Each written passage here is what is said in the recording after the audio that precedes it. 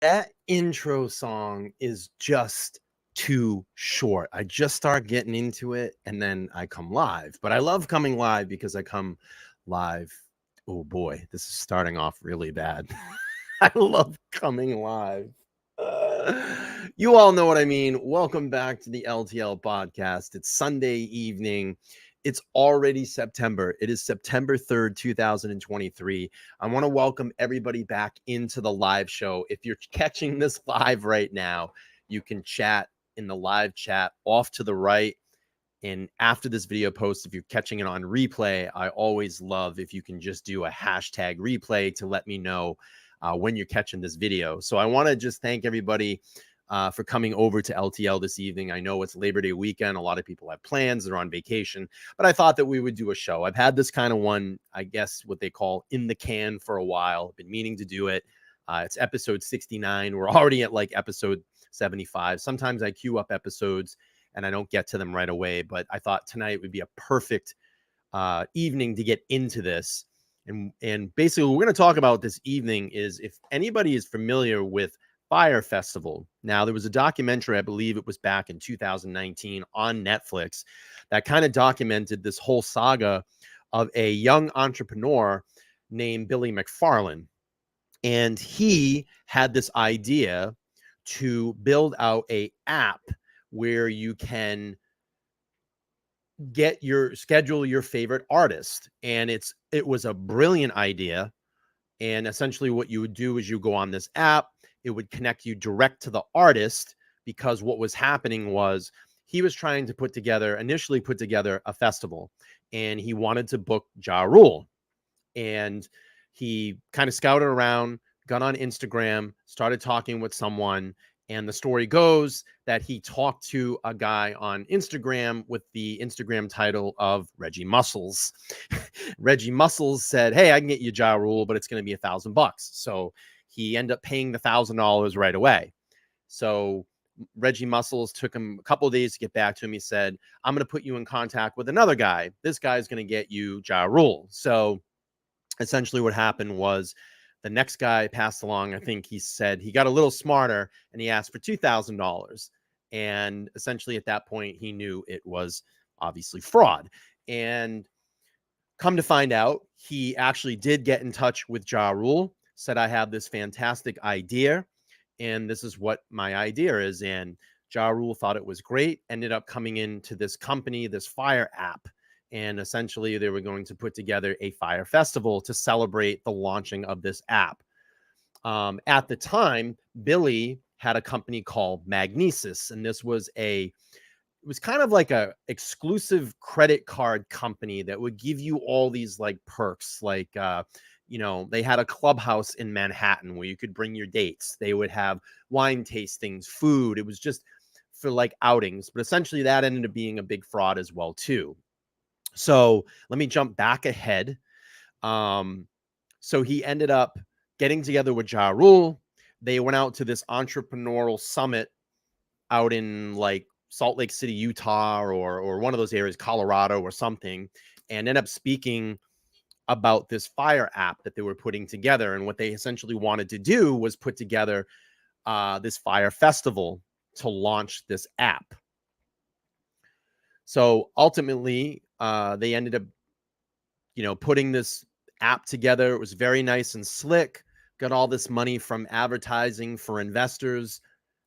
Said that they were getting all these major artists like Major Lazer, Blink 182, et cetera, started collecting money on this festival. But logistically, it just could not happen. They were going to do this out in the Bahamas. They started to scout out areas. They got kicked out of the first particular place they wanted to have this at, had to move it on to another island. They were doctoring up the way that the island looked and the way that the festival was going to look. It ended up being a big fucking scam. Essentially, all these people paid all this money. They flew in and the festival never happened. And, there was, as this was building, there were people going there and taking pictures of the actual site, trying to get people like, hey, this is a big scam. It's a big fraud. And it's not going to happen. And these artists are not signed to do this. And no one would listen to it. But essentially, the one thing that broke the internet was when people got there and they got served their food, which was essentially a cheese sandwich or the cheese on toast. That blew up Twitter, and then everybody essentially knew this was a big fraud. There was tons of memes that were coming out, and Billy and his team essentially are in a lot of fucking trouble. The Netflix documentary is fantastic. It's really, really good. So essentially, Billy comes back to New York, tries to hide, tries to get involved with another scam where he was starting some company to try to give away or get exclusive VIP tickets to events. You would pay him money. He would give, he was saying that he was this different company. Essentially what happened was he embezzled a lot of money, and it was over like $5 million. The FBI got involved because there was securities exchanges and stuff like that, and wire fraud and just all this fraud. Ended up screwing a whole bunch of people out of money and went to prison. And Billy McFarland is recently, I think about 9 months ago, out of prison and says he wants to come back and do Fyre Festival 2.0.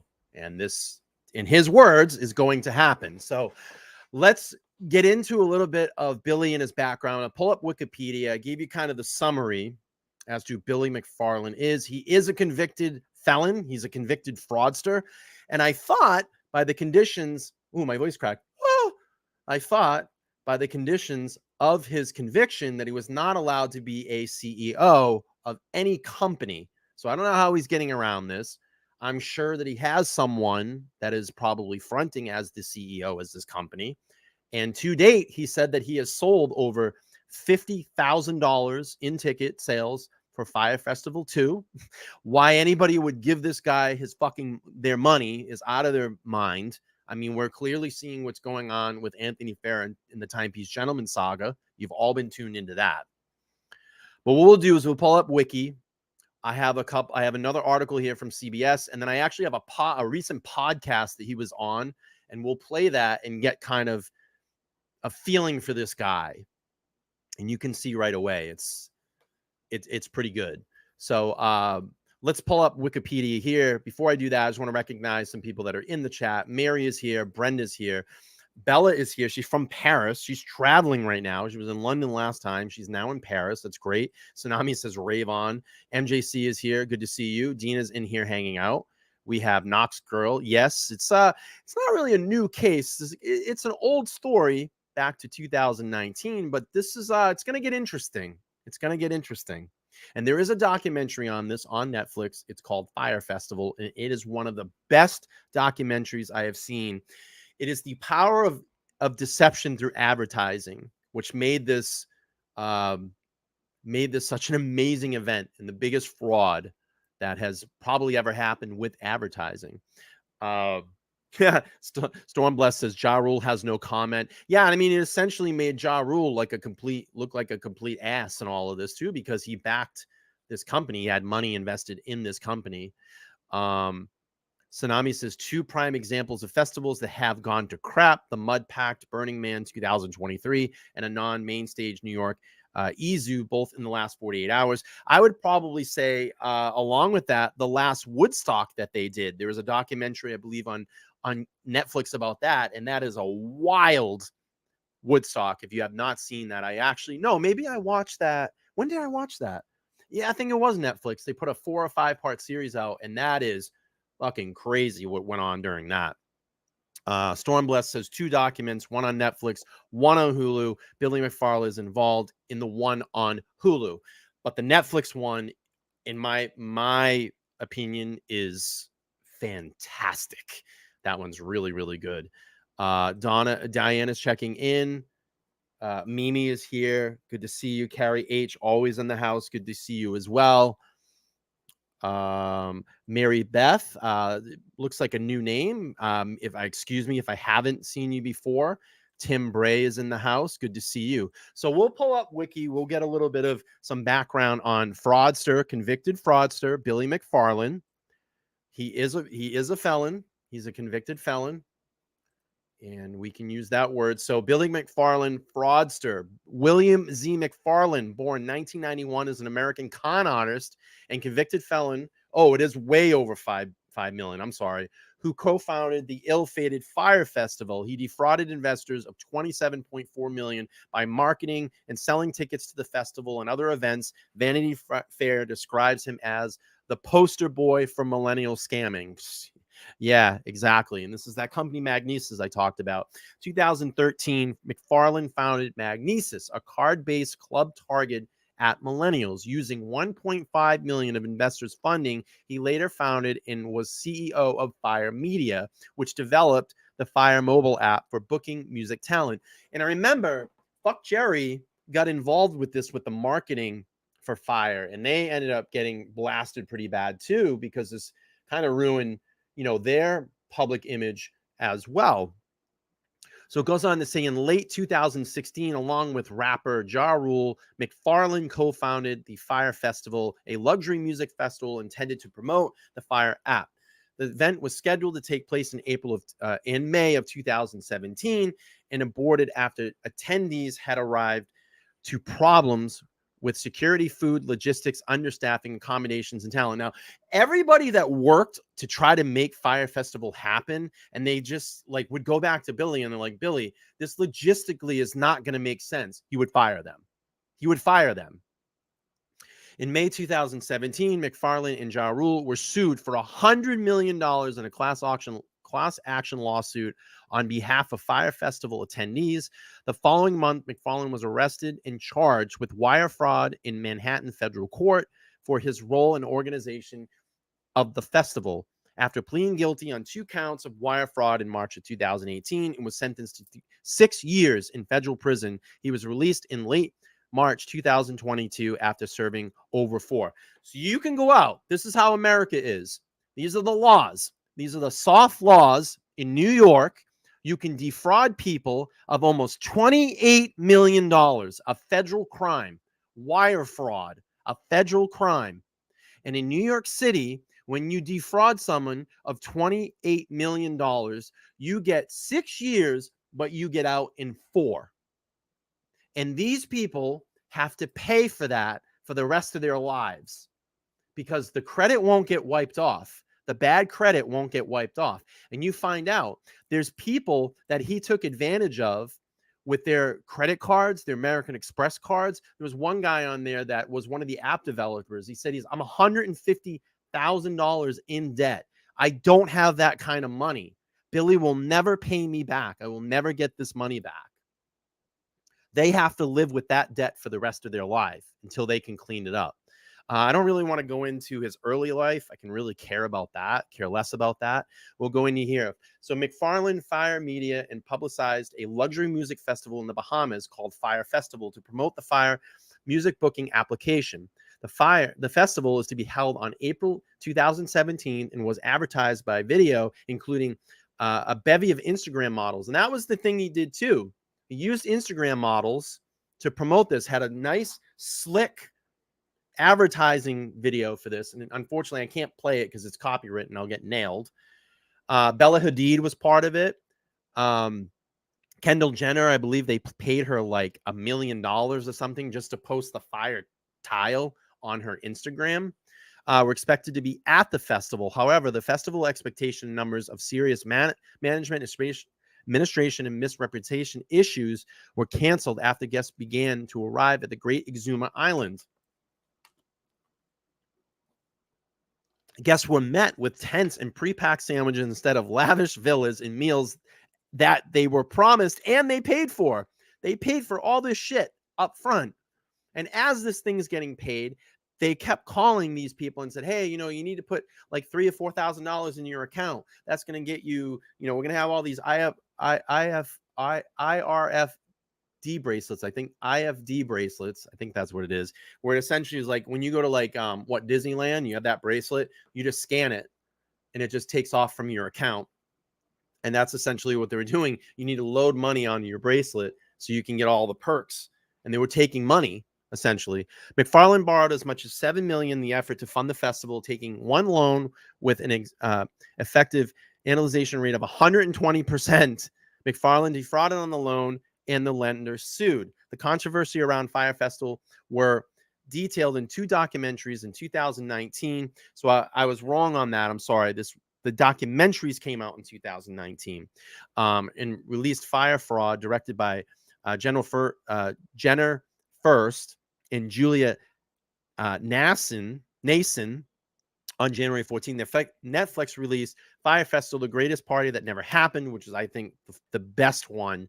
And that was in January 18th of 2019. So fraud conviction in May 1st, 2017.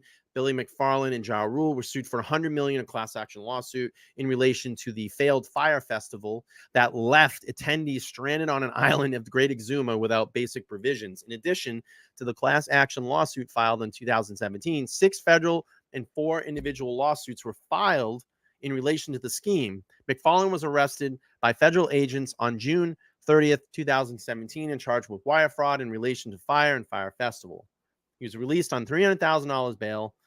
We all know this. In 2018, McFarland pled guilty to 2 counts of wire fraud in federal court in Manhattan, admitted to using fake documents to attract investors to put more than $26 million into this company. He agreed to forfeit $26 million. On June 12th, 2018, McFarland was charged with selling fraudulent tickets. Again, this was what I was talking about in the events such as Met Gala, Burning Man, and Coachella while out on bail. Incarceration, 2018, McFarland sentenced to 6 years in federal prison, and as we know, he got out in 4. In October 22, McFarland teased in a video on TikTok and YouTube Shorts that he was planning a new business venture called I think that's Pirate. And more details announced in November 2022.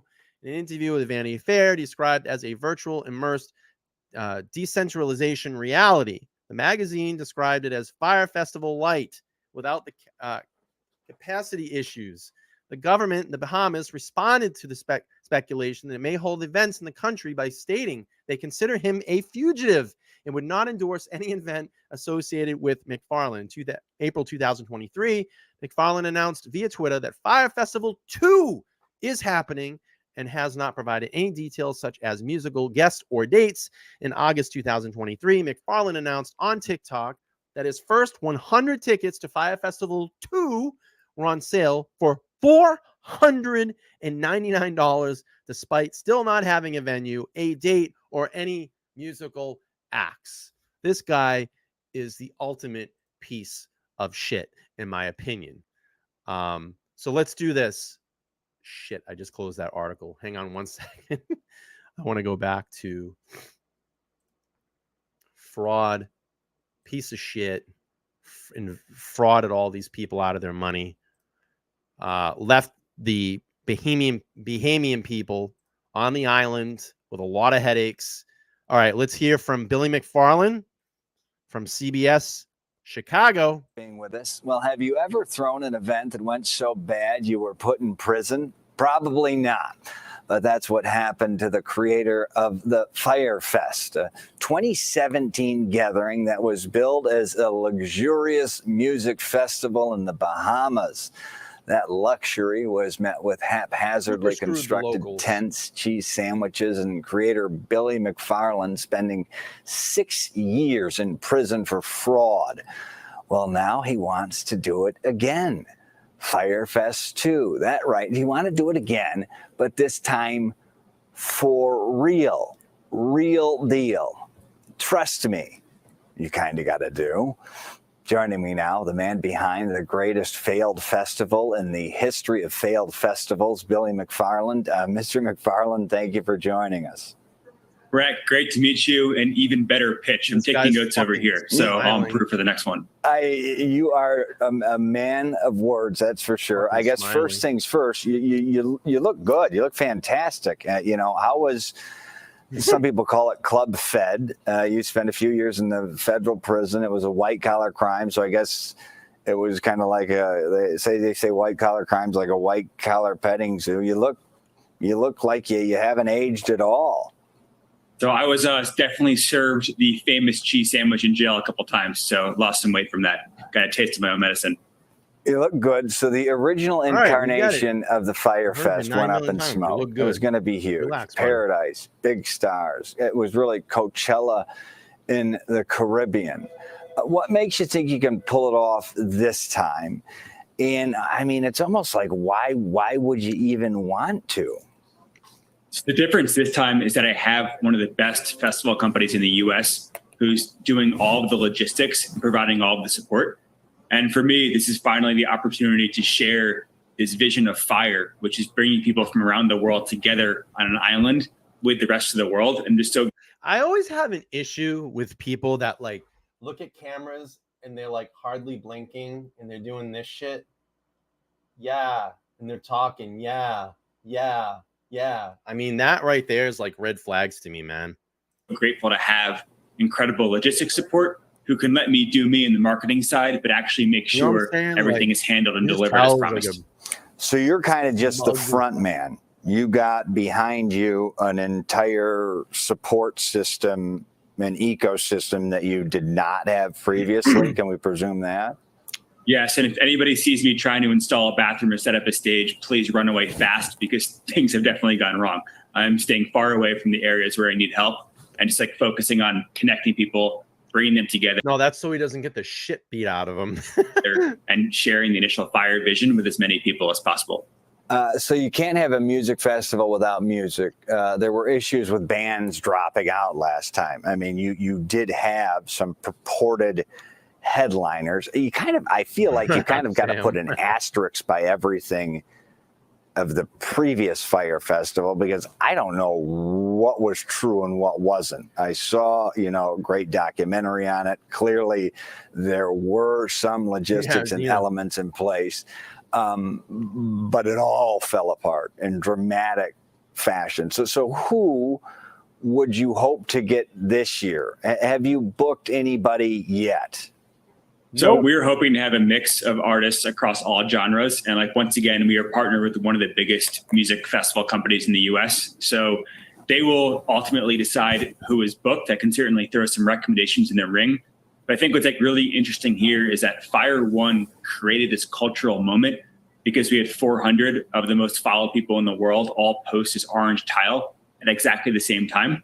And the approach now is a complete 180, where I think my job is to create this turbulence where you're not sure if I'm going to crash or land, but you'll have a front row seat and you won't get hurt along the way. I think if I can tell that story, we can create. See, this prick is going on the assumption like, hey, I crashed and burned the first time. So people are going to want to pay their fucking money to see if I'm going to crash or I'm going to succeed. This is ultimate fucking con. These are how this people do this. This is like the same thing that Anthony Farah does. You have the front row seat. Okay. You have the front row seat. That's how these fucking con artists act. You have the front row seat. So you're going to want to see me and see if I'm going to fail or I'm going to make it. And how these people continue to get supported by investors, by the public is by all means, I don't get it. I don't know how these people get lined up. I don't know how people continue to give them money to fund this shit. And it's a bunch of crap. And it's just defrauding. It's scams. It's deception. It's bullshit. Complete bullshit. Fire Festival too, and make that a cultural moment as well. Okay, so that's kind of part of the play here. It's like a gambling vacation where part of the gamble is the vacation itself, almost. So let me be correct here. Can't be too perfect. We need to have some adventure to it and some unknown. So when you get there, we'll have some tricks up our sleeves, but no promises. So you don't have a location or date yet, right? So this is all basically deferred to our partner, and we will come out at some point this year with a larger announcement announcing who the partner is and like where the actual location is. So until then, I'm here to create turbulence and here to really share like what FRYE is all about. And FRYE is about people getting on that single engine plane, not knowing where they're going, but then having the best 3 or 4 days of their lives. I mean, can you name this mystery partner? It's not like Kevin Trudeau, right? That guy who was like the weight loss cure the government doesn't want you to talk about. Who is this mystical operator? Can you name them I sure yet? hope not, but I'm scared enough that their PR department will find a way to come and get me in New York if I speak too soon. So I'll have to wait for the announcement commercial they're working on with them to drop that. When is that going to drop? It'll be this year. Okay. But you say these pre-order tickets, you've already sold X amount, correct? Yeah. So unlike last time where we had this really glitzy launch video with islands and boats and top talent, I took a single selfie video on a Sunday morning, released it on a Sunday night. Play that video. And the pre-sale tickets sold out almost instantly. And I think that kind of speaks to marketing is all about doing things differently. And if we tried to recreate that moment for the first marketing video, it never would have been good enough. But now we're embracing this controversy, we're embracing the turbulence, and we're embracing the adventure. I think that really speaks to the fans of the FRYE brand. So how many tickets have you pre-sold? So we put 100 pre-sale tickets up for $500 each, and those sold out very quickly. So 100 times 500 is... Maybe the math for 50K there. And 50K. Yeah. So that 50K is now in escrow, you say? Correct. It's in escrow with our ticket partner. I can't touch it. It's not being spent, and that will sit there. And we're not going to sell the next drop until we do so with the bigger partner in the fall. Okay. So if I'm familiar with escrow, you can't touch it, but you could see it, right? Could you bring up? Can you? It looks good, but I can't play with it. So can you show me the account? Can you show me $50,000? Piece of trash. Sure. Why not? Oh, you get the exclusive here. Yeah, I mean, because the only issue is he's like, I'm scamming. You kind of got a history of, not really being fully forward. Look at him. He's I'm doing this because of my good friend John Sarasani, who's a strategic advisor, Chicago native, and I guess John strong-armed me to giving the exclusive. So here's a screenshot from last Tuesday morning at 8:30, and the tickets went on sale Sunday, the day and a half before. So you can kind of see the 100 tickets, and then there's some fees and stuff. So it's a little over 45K. So and the timestamp there is, wow. Tuesday morning. Okay. So it is actually, this is exclusive, right? The exclusive.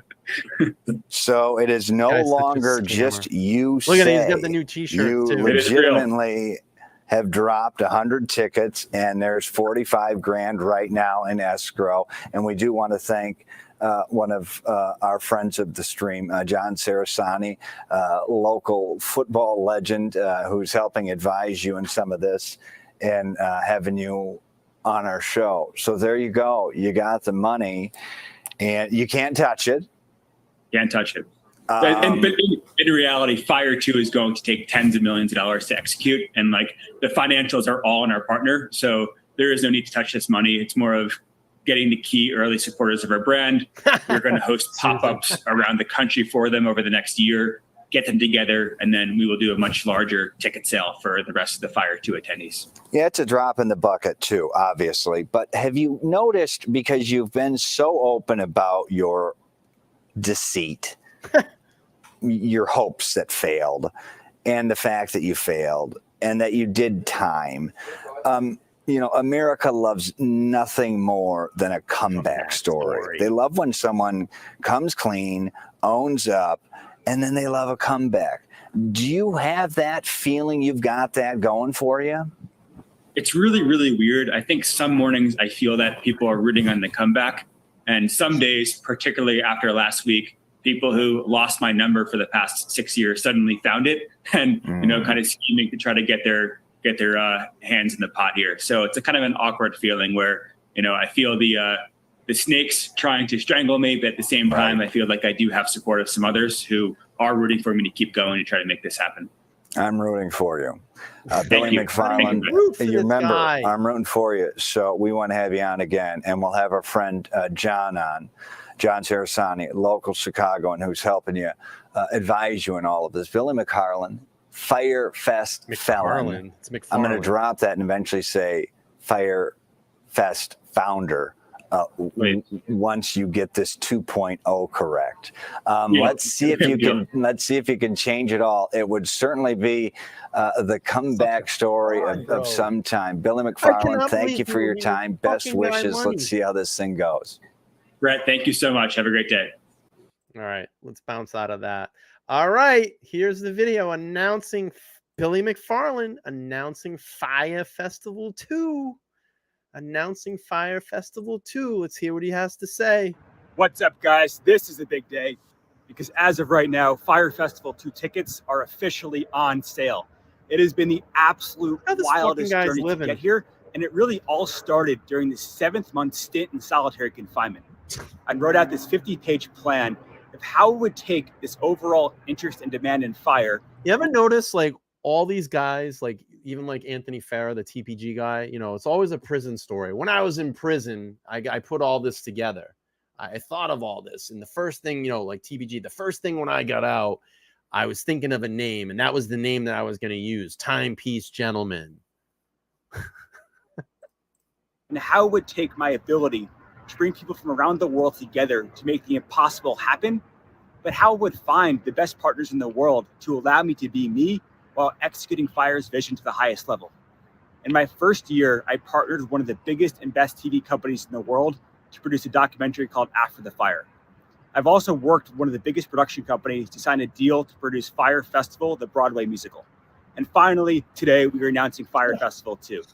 We spoke to people as far away as the Middle East and South America, and ultimately, we decided that FRYE Festival 2 is coming back to the Caribbean.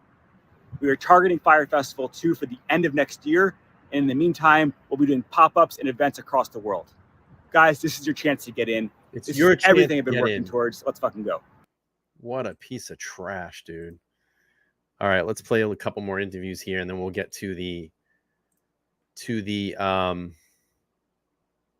podcast. All right, here is Piers Morgan. Well, the infamous FRYE Festival promised superstars, luxury, and fine dining in a Caribbean paradise. Instead, it became a fiasco that left founder Billy McFarland sentenced to 6 years in jail, Parker, how are you? owing $26 million to investors, which remains unpaid. Here's a reminder of what's been called the biggest fraud in music festival history, immortalized in a hit Netflix documentary. The actual experience exceeds all expectations. It is something that's hard to put to words. All these things that may seem big and impossible are not. It gives people that was that commercial that they had. Island getaway turned disaster. It became very barbaric. American rapper Ja Rule is in the Bahamas with his business partner. Billy McFarland is an amazing entrepreneur. He could convince anyone of pretty much anything. They just bought an island, Pablo Escobar's island. within 48 hours. They sold out. When thousands arrived in the Bahamas for the FRYE Festival, after paying up to $1,500 for a ticket and $12,000 for a VIP experience, they found a millennial nightmare. It was basically the exact opposite of everything we were promised. Prosecutors say cost investors and customers over $26 million. The promoter behind the botched FRYE Music Festival in the Bahamas has been sentenced now to 6 years in prison. 6 years, that's all you get. Well, Billy McFarland went to prison, and he joins me now. me. Billy McFarland, thank you very much indeed for joining me. Piers, Thank you for having me on your platform. Huge opportunity. Thank you. So look, I watched the Netflix documentary, and it was like watching a slow-moving pile-up on a freeway for you, motorway for us, where it just seemed pretty obvious quite early on this was not going to work. And the bigger the hole you dug, the worse things got. Was that how it felt for you? Well, Piers, first, you are braver than me because I've never watched documentaries and still can't get myself to do it, but I was just so wrong. And I'd like to, I think, start with telling you what I thought that I was trying to do. So I thought that I was taking these different people from diverse backgrounds and bringing them together through adventures and experiences. And when this was happening, it was almost like I found my little slice of magic in the world as these people were forming relationships and sharing ideas. And I really just wanted to share this with everybody. And I was just so wrong in my approach to do that. Oh my God. This Well, guy's hang on. fake. Look, I'm sorry, but your attempt to make yourself out to be some magic maker, keen on spreading diversity, it all sounds great now. But the truth is you were trying to fleece them all for cash. That's why you ended up in prison for so long. I mean, it was a money-making vehicle. Your intention was not to, get a load of happy campers together and spread love and diversity and a bit of magic. It was to empty their wallets, wasn't it? I was so wrong, and I lost everything I had in the process and lost the support, the relationships, and the trust of all of my friends and all of my investors and all of my team members. As crazy as it sounds for me, sitting here looking back at all the terrible decisions I made, I truly thought that I was going to pull off this event. That does not excuse the lying to investors that I did to try to get the capital that I thought I needed. And Piers, I was wrong. I messed up. I mean, you're planning another festival now called Pirate, I think, which is probably quite appropriate. But why should anybody trust you either with money as an investment or buying a ticket to this thing, given what happened before, given you've not paid off all the people who lost money last time? Yeah, that's a really good question. And in my mind, there's two ways to look at it. Yeah. So in my mind, there's two ways to look at this. And I think that one option is to essentially crawl in a hole and die of remorse. And I think that's something a lot of people probably want. But then how does everybody get paid? And for me, I need to find pride in my life by at least trying to right my wrongs and make it up to everybody that I hurt. I mean, you went to prison for quite a long time. What was that experience like? Yeah, so served around 4 years. And I just kept making it worse and worse upon myself. I actually ended up spending 309 days in solitary confinement. So for the first period of my life, I was really forced to sit in timeout and reflect on terrible decisions and try to understand like what makes me tick as a human and how I could try to do something positive moving forward. Yeah. I mean, look, I don't know you. I know what a lot of people have said about you. It's not flattering, as you know. I obviously am aware a lot of people lost a lot of money, and that's a serious situation. It was a crime for which you've paid your price, and it was a pretty big price to pay. Would you categorize yourself as somebody who was, a criminal mastermind, or as somebody that perhaps others might say was just a massive bullshitter on the make, who thought he'd get away with it, and unfortunately, all his chips fled from red to black? I think what just disgusts me the most, Pierre, especially during those 10 months where I had nothing to look at, but a concrete wall myself, is that I was trying for 6-7 years to build and launch startups. And I formed great relationships over those period. And the fact that I just took advantage of those relationships all for this purpose of trying to be successful or big or well-known. Now. And it was just disgusting and awful. What's the one thing you've really learned about yourself, Billy? You just can't attach your personal pride to success or any idea of success. And it's more about the relationships and the bond you find along the way. And I was just so insecure and thought that my personal self-worth would be executing a big festival that made everybody rich and happy. And that's just so incredibly wrong. And it's how I can find that pride and self-worth in my day-to-day, regular this guy is the Do you biggest ever wonder scammer, what would have bro. happened if it had worked? Yeah, I think that's one of the biggest misconceptions is even if the festival succeeded, I still would have gone to jail. I lied to investors to raise the money. So even if people made money and all the ticket holders met great people and had the weekend of their lives, I would have been sitting in jail for years. So there's no excuse, Piers. Well, and to those who, you owe money to, who are disgusted you're having another festival, what do you say finally to them? And once again, it's like I need to find pride somewhere in life. And my pride, hopefully in 60 years from now, when I'm on my deathbed, is that I spent the majority of my adult life trying to right my wrongs. So I'm going to go out there and work. I'm going to work honestly. Oh, yeah, I completely can't agree. promise that I'm going to succeed, but I can promise I'm getting help where I need it and trying to focus on my skill set. And whatever I do will go towards paying everybody back. Okay. Well, on one positive note, you got the right name for the festival, FIRE. That was pretty good, actually. All right, let's pull up the most recent podcast. I'm going to give a shout out to This Week in Startups. Hope we can get through it. We'll do that today. We're going to play through this. Big shout out to This Week in Startups. Go over and subscribe. All right, let's check out Billy McFarland. This is back 4 months ago, probably one of the most recent long-form interviews that he did. And we can see the scam and deception. Said, convicted felon. Billy, when you hear me describe you as such, what goes through your mind now that you have this moniker? So when people have been trying, people have been trying to get at me emotionally over the past handful of months, they refer to me as inmate McFarland. So I think at this point, like, I've been through everything and heard everything. And it's like, just think it reminds me of the mountain that I have to climb to just get back to being above water. And that means so many things, and it just could be a really long journey ahead.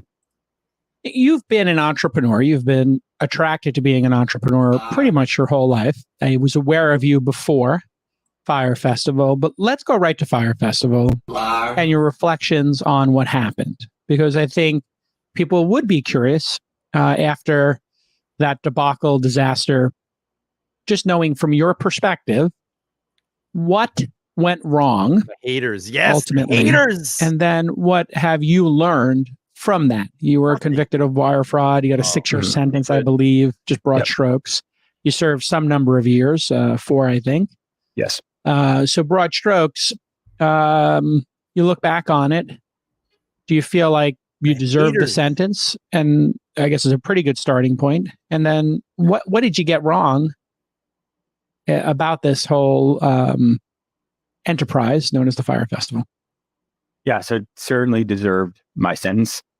And I think that a lot of entrepreneurs listening can probably understand this thought process where you feel, especially with your first or second venture fund startup, where you feel that the way you view the world is solely determined based on the success of your company at that point. And I had an inability to zoom out and realize that FRYE was just not the most important thing going on in the world. And if I failed honestly, most people would have been okay with that. And I wrongly assumed that everybody cared as much as I did. And then I equated caring to this do what it takes at all cost attitude. And that's totally wrong. So there's just this mentality where your startup at an early stage is not going to ruin the lives of a lot of people if you fail, honestly. And I just wish I could have understood that. And how did you come to this understanding? Because I think the public perception is, you were, I guess there's multiple public perceptions. So let's try here to get to reality. Did the crimes you committed, were they ones where you found yourself bending the rules, then breaking the rules, then covering up, a series of, lies, as sometimes people think maybe Elizabeth Holmes at Theranos got into? In other words, you didn't start out and intend for FRYE Festival to be a giant fraud. You didn't intend to commit wire fraud. You didn't intend for people to get bilked out of their money. It was a sort of series of smaller lies that built on them. Or did you go to therapy or, have some counseling when you were in prison and come to the conclusion wow. The host is kind of hand feeding him answers right now. I guarantee you that he's going to turn around and be like, I took some therapy in prison. I reflected on all my problems. He's kind of hand feeding him answers. Kind of a softball interview right now. Wow, I was sociopathic and I really need to work on myself as an individual. How did you come to the conclusion that you just stated? That's a great question. And in the 4 years I served in jail, I served 10 months in solitary confinement. And there was a point in that 10 months where it's like, what am I actually most sorry about? And like when you're all alone after a month or two, you just like can't lie to yourself anymore. You are fake news. I just like thought back to all the critical decisions. And at the point where I started lying, the investors at that time were mostly venture funds, mostly seasoned investors. And whatever FRYE was a very small percentage of their portfolio. When I started lying, I brought more investors in, people maybe not as professional, people maybe who didn't understand their risks, people who maybe invested because of the lies. Then I realized when everything failed, the professional investors who were there when I started lying, their biggest loss was not the money. Their biggest loss was the trust that I violated. A number of them had been backing me for 5 or 6 years at this point. And I think like that hurt them more than one of their 50 portfolio companies that failed. It's like, wow, how could I have led to believe that this is a good person? How could I have had dinner with him 20 times? How could he be playing with my children for so many years and then me? And so like when I was alone and realized like, if I had just failed honestly and didn't bring in the non-professional investors, and failed honestly, meaning these professionals lost their money, they probably would have been okay with that had it gone honestly. And that was like a really weird awakening for me, which is like, wow, it was okay to fail. And it wasn't the money, it was the honesty and the trust that I abused. And like, that makes me sickest today. And sure, I am fully motivated to pay everybody back, but I feel like I will finally be able to look them in the eyes when I pay back the trust, which is, I think in my opinion, at this point, way harder than the money. What was your childhood like? I guess when people behave this way, when you see a crime at this scale, when you see trust broken at this scale, people say, hey, what's the origin of this? And you are an undeniably charismatic individual. You're an incredible communicator. So you happen to have the skill that people look for in a leader. You're charismatic, you communicate well, and you swing for the fences. So as an angel investor and as a seed investor, I'm looking for people who are charismatic and can get people behind a crazy vision, who can think big and who want to take risk. So you check off in an investor's mind a lot of boxes, and I think you know that. Were you always this charismatic? Were you the class president, the class clown, the star athlete? Take me back to your childhood. Where'd you grow up? And when did you first realize that you had some superpower around charisma and communication? A lot of questions. So I've been asked by like every prison-related therapist over the years how to answer this question, and I'm actually like thinking of a different answer now that I probably haven't been able to answer before. I started programming super young, and like I am by no means an all-star programmer at this point, but I was good enough as like an 11, 12, and 13-year-old in the early days of cable internet to bring, an early teenager's idea to reality. And I kept feeling like these websites I was building and, selling to a certain level, making a couple of dollars to a certain level. I kept feeling like I was breaking the rules because I wasn't focused on school. I was focused on programming. And in order to justify breaking the rules to everybody around me, whether that was family or friends or school administrators, I felt like I couldn't show any kinks in the armor and everything had to be perfect. And obviously that was a small scale and we're dealing with small dollar amounts and like small risks from some, social media website from my middle school bedroom. But I think for the first time, like literally right now, I'm kind of realizing that since I was always kind of breaking the rules, and even though it was harmless in a certain way, I felt like when the stakes were higher and I had a venture fund startup and I had 100 employees, that I was afraid to show weakness. And therefore, when things weren't perfect, I felt like I had to lie to keep up the mirage that things were perfect. And like looking now, I think a seasoned investor would realize that no startup is like this, right? You're going through like circles of hell. And the fact that I was too naive to admit that, it was just like crazy and silly. This guy's really scary. Like class A con man. I mean, he is telling you essentially he's a con man and he's being very nice about it. He's being very charismatic about it. It's very scary, the level of deception that this guy could put into someone. And so in your youth, people rewarded you for being technically able, to manifest things in the world. Right. At that period of time, you're in your 30s. You were born in 1991. 1991. Well, Yeah. they all, So you're a millennial. all these scam artists tend to follow a lot of the same traits. You'll hear a lot of those same conversations in their, in their shtick. That's why I said there's a lot of comparable to Anthony. This guy is very comparable to Anthony. These entrepreneurial scam artists, it just hasn't caught up to Anthony yet, but hopefully at some point it will. You get rewarded early in your teens for being a programmer, being able to be an entrepreneur. People are patting you on the head maybe, or kind of excited to hear about your exploits. But, inside you realize, hey, this maybe isn't that big of a deal, but maybe you start getting a little obsessive about the image you have as this entrepreneur, and you want to keep that up. You want to keep up this image that you're a great entrepreneur. I think there were two sides to the equation. There was socially, I was 100% reaping those benefits where I was trying to live the rewards of being a successful young entrepreneur. And on the other side, there was... And that's the thing. That's just like Anthony, living that lifestyle, using other people's money to live that lifestyle, fronting who you are to make yourself bigger than you really are. You're essentially a nobody that wants to be somebody. Family and school who was you should not be running a business. You're 13, you're 15, you're 18. You should be in high school. You should be in college. You should be focusing. I wanted to prove to the naysayers that I was a successful entrepreneur. And to the people who believed I was a successful entrepreneur, I certainly was, basking in that image at that point. Were your parents entrepreneurs, or one of your parents entrepreneur? A little bit, just grew up in a regular, family in the suburbs in New York City. But whereabouts? They were not. A small town called Short Hills. It's 40 minutes west of Manhattan. Yeah, the Short Hills Mall. Very famous. Yeah, there you go. Right there. That's New Jersey. New Jersey, yes. Short Hills, yeah. No, I'm from Brooklyn. So it's New Jersey's the sixth borough. Yep. So what did your parents do, if I may ask? They're in real estate. So just small real estate stuff in New Jersey. Yep. Got it. So they flipped houses or developed stuff, or brokers? Developers. How Anthony got his start. He was a real estate, successful in real estate. That's funny. New Jersey. Got it.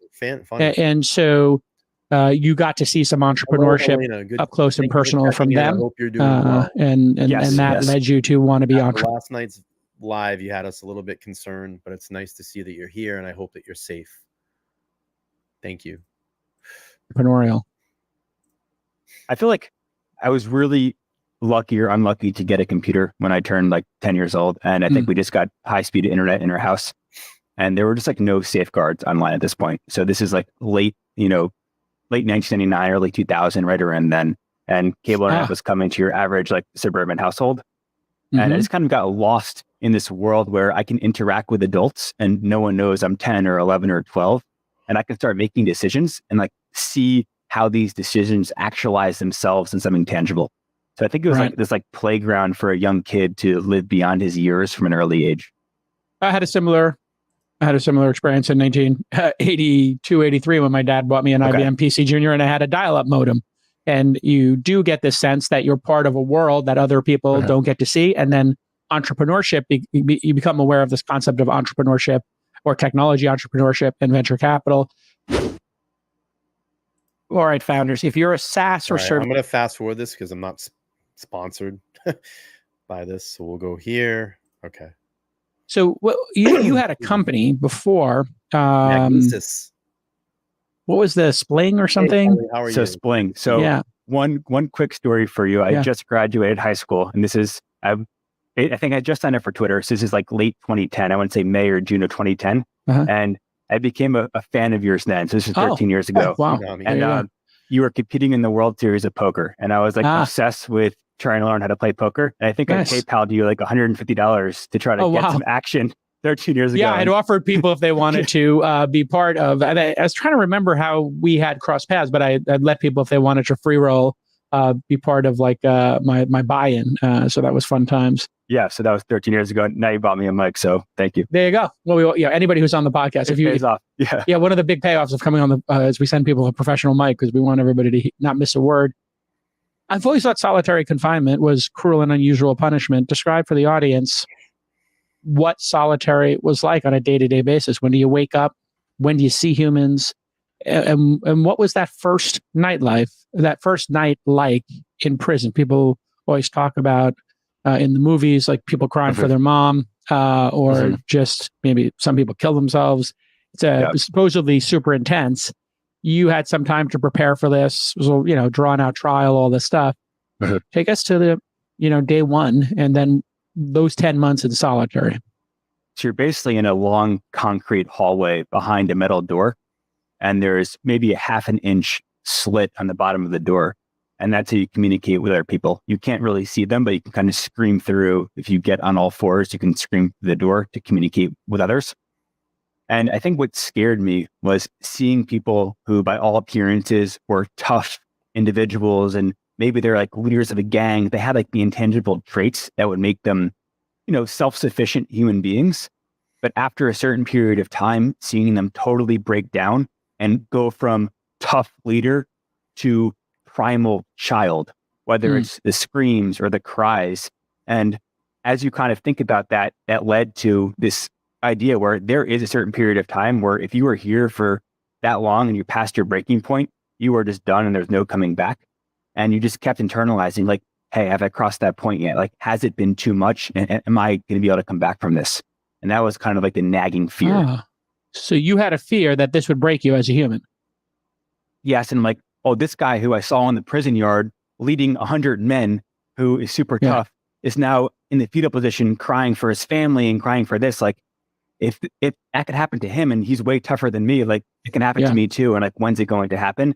And that was just so scary. Why did they have you in solitary? Were they concerned for your safety, or did you opt for that? No, I kept trying to be an entrepreneur in prison, and that was arguably as bad as my crimes. I tried doing a fucking guy, man, in prison trying to fucking scam people for being in prison for being a scammer and trying to fucking scam people while he's in there. This guy has whoever's giving this guy money, whoever's gonna give this guy money, you're an idiot.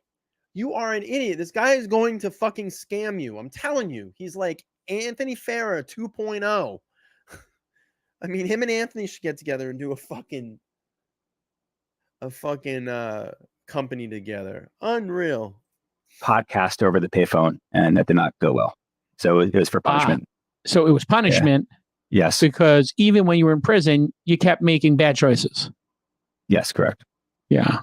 And so at some point, fucking people are going to give this these guy bad money. choices got you in solitary. Yes. And then you talk to some therapist or something, or counselors there. Super scary. And you finally start to have some self-awareness or breakthroughs. I think you just kind of learn the real purpose, right? And when you're stripped, I think for me, when I was stripped of everything, I'm like, what's important? And I had a couple of friends who really stuck with me, and the letters I would get from them, whether it was every 7 days or every 10 days, that allowed me to survive 10 months. And I got out. It's like the most valuable thing I've ever had wasn't an experience. It wasn't a dollar figure. It was these handful of relationships I had. And if I hadn't lied, I would have had so many more of those, and they would have been so much deeper and so much more impactful. Like that kind of helped me reevaluate like what actually mattered.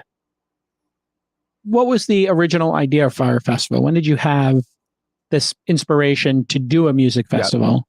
Because we remember seeing this marketing video and getting the influencers. Susan, what do you mean stay with YouTube? I'm confused. You're telling me to stay with YouTube. I'm not going anywhere. I'm on YouTube. I don't know what you mean. Type what you mean. And so it does not seem like an unreasonable idea for you to want to do a music festival. There's plenty of successful ones out there. Doesn't seem like a crazy idea to do it on an island necessarily. I mean, there's no facilities as somebody who produces events. Sure. Yeah. Kind of important to have like bathrooms and water and electricity, but putting all that aside, you decide you're going to do something that is comparable to Burning Man, but with the aesthetic of maybe Coachella or some VIP club. Doesn't sound crazy to me. You pitched this idea to your board of directors at the time or to investors, and they thought, yeah, why not? So maybe take us to the origin story. Yeah. So I had a company at the time called Magnesis, and I was trying to build a more relevant credit card for young people who live in cities. And what that meant was access and experiences that were outside of your typical day-to-day life. And I had a number of thousands of members at this point. And as a way to give back to them, I started booking music artists to do private concerts for my Magnesis cardholders. I had booked, upwards of a couple of dozen music artists and realized like how bad and awkward that process was. There are so many middlemen and people who claim to be managers or agents and promised a fee. At the end of the day, it was all smoke and mirrors. It was totally opaque. And you would pay somebody who'd paid 3 people, and then the artist would get a fraction of the money. And I was with one of the artists I booked and basically said to him, like, hey man, why did it take so long for you to accept this? He's like, what do you mean? Like, I said, yes, right away. I'm like, how much did they pay you? And the dollar amount he got paid was, maybe a third of what I had paid. Interesting. And we started talking and forming a relationship. I'm like, this makes no sense. What if we just make an app where, every idiot with 10 grand like me could contact every artist in the country and make them an offer, and the artist can quickly scroll through every morning and now the concept behind this app is fucking brilliant, but the scam behind it is what fucked it all up. And eventually this did end up moving through. I think Ja Rule ended up moving through with it and actually has a legitimate company using this this idea. Say yes, no, yes, no. So FRYE started so like Cameo for personal appearances. Correct. So FRYE another great idea. Honestly, like Great you idea. pitching me that idea, I'm like, reasonable idea. Yeah, it's disruptive. I could artist benefit, the audience benefits, and it's not going to be that hard to make. And you're charismatic, so seems like you're the person to build it. And so, did you wind up building that app? And then, how did this become FRYE Festival? Yeah. Built the app, and then literally a couple of weeks after launching the app, I had been taking my Magnesis customers to the Bahamas for a number of years. I just kind of love like the outer island adventures and the ocean, scuba diving, and things like that. So I had been bringing a small number of customers there in a manageable scale for years, and started bringing the talent that we were signing to FRYE on these trips as a way to basically ingratiate them within our app. And on one of those trips, I had a high school buddy who said, you should totally do a music festival here for all your Magnesis cardholders. And FRYE was born. And I think we just got really lucky or unlucky that we hit an island music festival at the right time where Coachella had proved itself as a business to investors. However, the influencer attendees were looking for something new. So we keep both the interest of the influencers who could sell tickets, as well as the investors who were intrigued by missing out on, backing Coachella a number of years prior. At this point, were you involved in any criminal activity or doing anything that was, let's just say, bending the rules in a way with this Magnesis card? Were you already starting to, cut corners, let's say, to be generous? It started happening very quickly after the festival got announced. And I think like deep down, I knew that I didn't have enough money to actually execute this festival.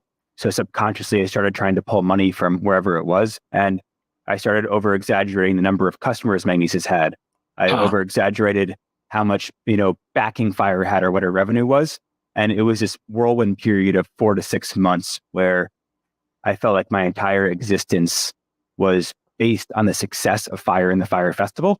And for lack of better terms, I was lost in the sauce of the entertainment world as well, too, where I had the who's who coming to the island every other weekend and felt that I'd keep upping those experiences. And it just like totally lost, sight of reality and lost my ethics, more importantly. Gee, it sounds like somebody we know. And with that being said, let's pause this for a quick commercial break. One, I'm young enough. Two, I'm confident enough that I'm always going to make money in something. If I gave up if I never sold another watch tomorrow, I can start selling paper cups, plastic cups, and I'll do good at it. All right, let's keep playing through here. You got high on your own supply. Yep. You realized, hey, when that video came out, it took over, it went viral. It took over the entire, I saw it and I was like, maybe I want to go to that. It looks pretty good. An island, music. Wow. Sounds like a great party. I like a good party. So you did capture the world's attention. You did have all these influencers who you paid to promote it. And you had artists. So you got a little excited, but then you knew you couldn't pull it off. And now the great charade, the cover up starts to happen. Is that the sort of how you've reconciled this in your mind? That was the moment at which you tried to keep up this farce? Yeah, I think that the narrative that I believed was that no matter what the costs are of anything today, we are leveling up at such a fast rate that today's dollar amount doesn't matter. So, let's say we're $1 million in the hole today. Oh, it doesn't matter because next week our company is going to be worth 2x. So what's $1 million? And it kept getting to the point where the numbers kept getting bigger and the hole kept getting deeper. And it got to the point where it just wasn't practical to dig ourselves out of that hole. And sure, having the trust of investors for 5 or 6 years, they'll happily give me an extra $1 million or even $5 million. But when it got to 15, 20, 25, 30, I started reaching the limits of, what was feasible for a lot of these investors and just pushed people past their comfort zone. And that was like my true violation. And you had no experience running a large scale event. Oh, zero. I had no idea what I was doing. And so there's also a certain naivete, which we in the at first he was kind of softballing a little bit, but he is starting to throw some low digs. The industry celebrates. Sometimes we say, listen, if you want to create Airbnb or Uber, if you hire somebody who owns a taxi company already or owns medallions, or you hire somebody who runs a hotel, that's a bad idea because they're not going to come to it with fresh eyes on the problem. They're going to have some sacred cows. They're not going to think innovatively. But here, doing some basic level research on how to run a music festival or how to transport people to a remote island, you had neglected to do any of that diligence after you fired the starter's pistol. Yes. So I think very good point there. I think there's two distinct skill sets. Like one is the work that you need to do to get on base, right? And I think like our video got us on base. And if I was smarter, I would have realized, okay, we are on base now. It's no longer time to keep tethering the line of like what's acceptable. Now is the time to get real help. We did a video. We came together in a way that most established festivals probably wouldn't have taken that risk. And now we've done that and we're still alive. Okay, let's pause. Let's call the investors who are supporting us and be like, guys, 4 months is not practical. I need help. What can we do to make this vision a reality? And I just didn't have the confidence to make that decision. And I think like me trying to appease people ended up hurting them in the long term. You gave yourself 4 months to pull this whole thing together. Yes. That's an incredibly stupid decision in hindsight. Ridiculous. It's terrible. Okay. It's going to be another commercial. I am not sponsored by that commercial. We're going to skip ahead. I asked this not in a insincere way, but in a way to maybe help people who are other founders listening. Have you ever been diagnosed with a mental illness or a substance abuse problem? During this time? No, I think one of the hardest things to believe to almost every podcast I've gone on is like, I've never done drugs. I think I've smoked weed like 10 times in my life, but never tried any other drug. Never drank coffee until I went to jail. So it's like, it was just a mistake. And I suppose coffee in jail, not too great. But you were not high, or you don't, you did some therapy in prison, I guess. And did they ever diagnose you and say, hey, listen, you have some sort of borderline personality disorder, you have a manic disorder? Because it reminds me of friends I have who do have some manic behavior.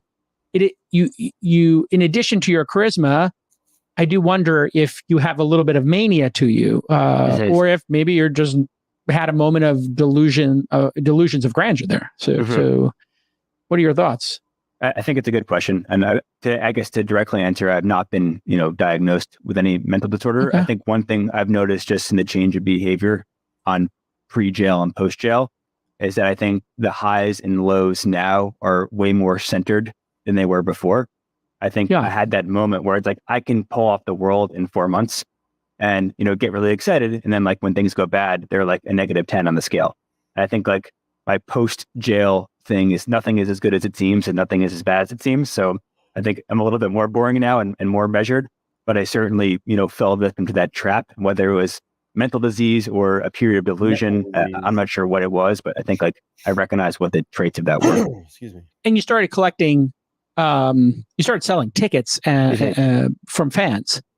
In the first 48 hours, how many tickets were sold? What was the pace of the money coming in from the people who wanted to come to the festival? I'm curious. So what kicked everything off was this orange tile. And our idea was, we called it the FRYE 400, where we had 400 people who really wanted to attend the festival, all post this orange square on Instagram at the exact same time. And the concept was they weren't seemingly related.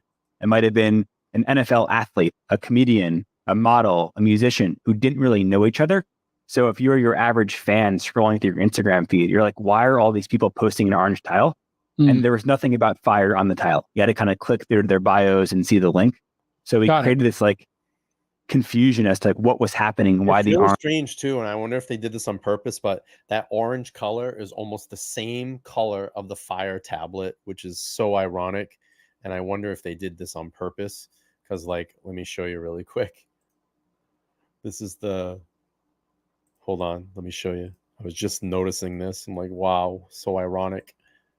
That's the fire tablet, the fire, that orange they use. It's almost a split image of the orange. It's a split color of that fire logo. It's crazy. All right, let's keep playing through here. What a great interview. Orange was taking over. And we launched the video. We launched the orange tile. And I had brought 15 of the bigger talent to the island just to make sure they did it. And I literally kept them all in one room and said, like, all right, guys, like, here's what we're going to post. We posted it and nothing happened. And I hit that low point where it's like, went all into this video. I went to bed all depressed. And then I remember waking up, a handful of hours later in the morning. It's like, Billy, we sold thousands of tickets. Like, how can we fit these people here? So it was just like thousands of tickets, millions of dollars worth of tickets came in. Yes. Literally overnight. And it was this weird lag where nothing happened for a couple of hours. Sure. People were trying to understand what it all meant. And then all it took was a couple of people like figuring it out, recreating their own content about what they thought was happening, and waking up to what became 4 months of hell to try to pull this off. Did you have a board of directors at your company at the time? I did. Board meetings? I had a board of directors, and a lot of them were my backers from my previous company. So they had seen me operate for 3 or 4 years, and I certainly had a leash, and I abused that leash and, pushed off oversight, and basically said, don't worry, guys, I got this, and pushed away the help that I obviously needed. So you had built up massive credibility with your board of directors. So they trusted you. You violated that trust. Yes. If you, and this is a tough question to ask, but if you had just said, you know what, to everybody who bought tickets, we're going to refund your money if you want. Hey, Sandra, how are you? We're going to set this for Q4 of next year because there's been so much demand. It's gotten so much bigger, but you have your reservation. And this will be 14 months from now. I'm adding 10 months to the schedule just because demand was so great. What do you think would have happened? And did you consider that, or did anybody pull you aside and say, hey, Bill, 4 months not enough, but you got the money in the bank. Maybe 20% will ask for a refund. The rest, it's probably going to create more demand if you say, because of overwhelming demand, we're going to do this in 14 months. Did those conversations or thoughts ever come into your head? They did. And like, obviously I would do anything now to go back and have listened to those people.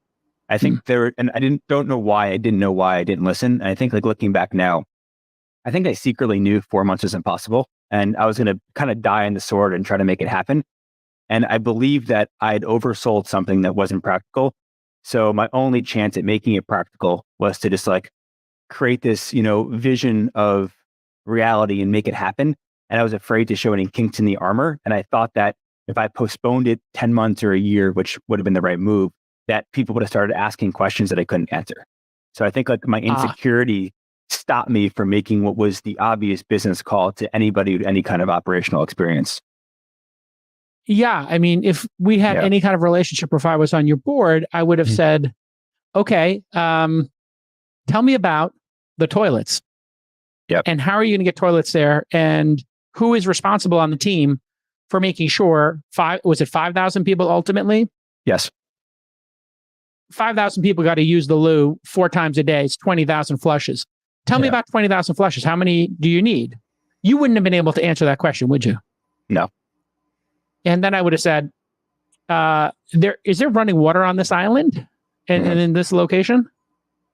And what would the answer have been? No.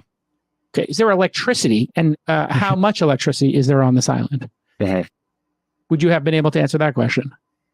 So I think I at that point, no. And I think what I was doing, and it was like so silly, is that, okay, say you brought up one problem, electricity.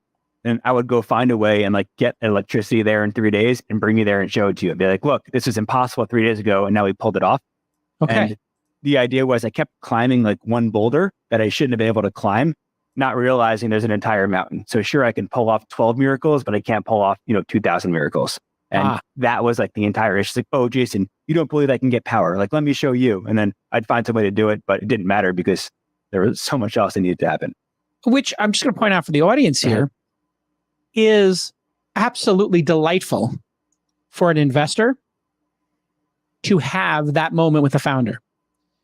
When you say, hey, how are you going to get electricity there? And you're like, you're not going to believe this, but I called this company and they have the generators. They also have solar and they have battery packs. And I gave them 10 grand. They put them there. Look, we already have enough for 500 people. And I did that in 24 hours.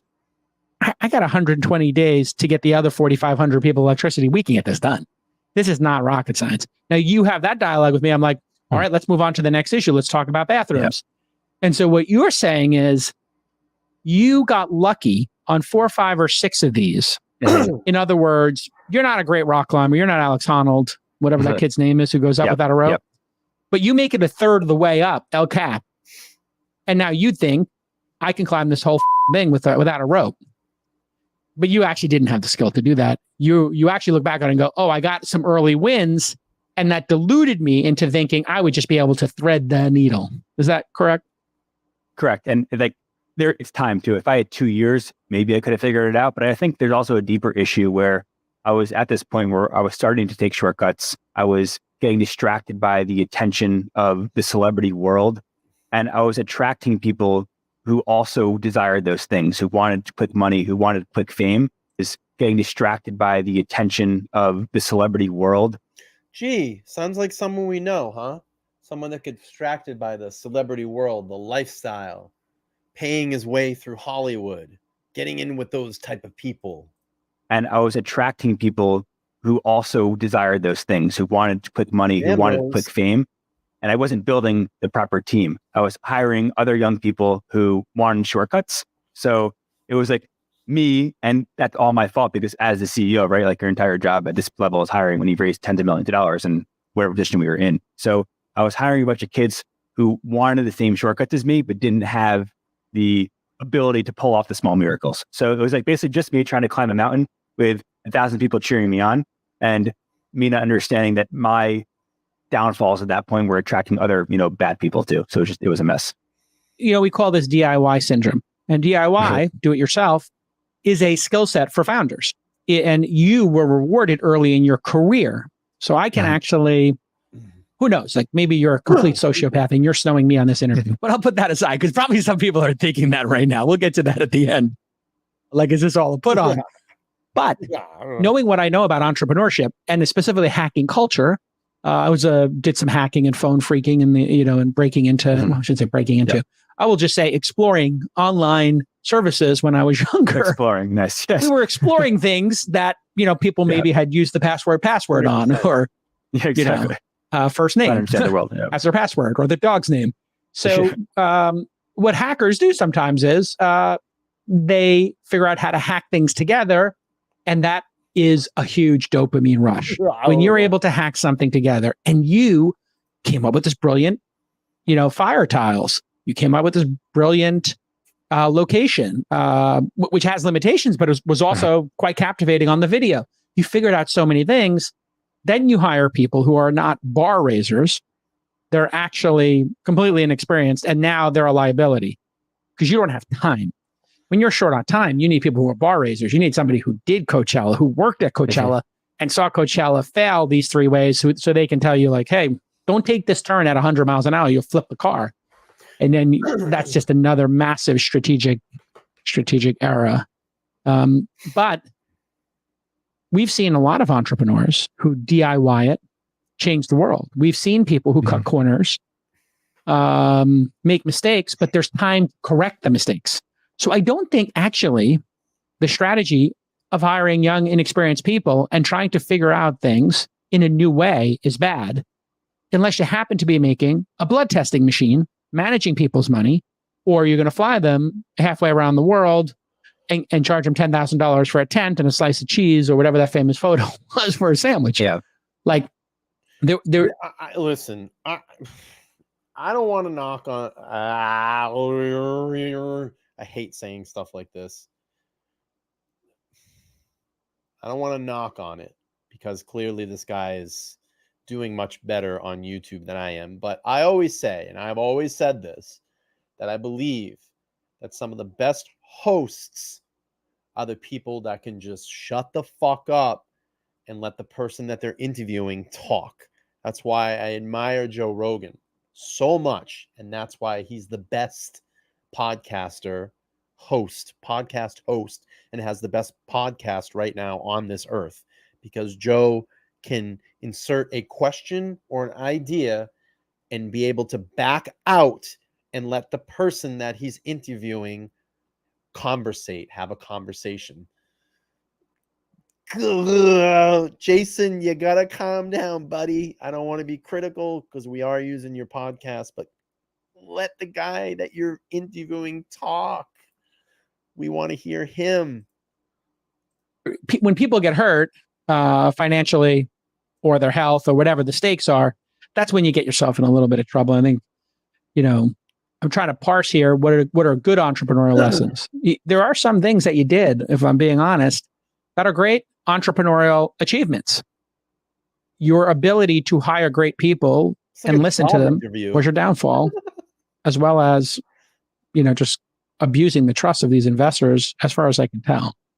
Yeah, I think the trust And issue. you can tell that Billy is hanging on to the answer. You can see his lips, like he just doesn't know when he wants to insert himself. And I'm sorry that I'm picking apart this interview. Jason, obviously you're doing something right because you are killing it. Your channel has a lot of views and we appreciate this podcast. But dude, let him talk, man. We want to hear Billy.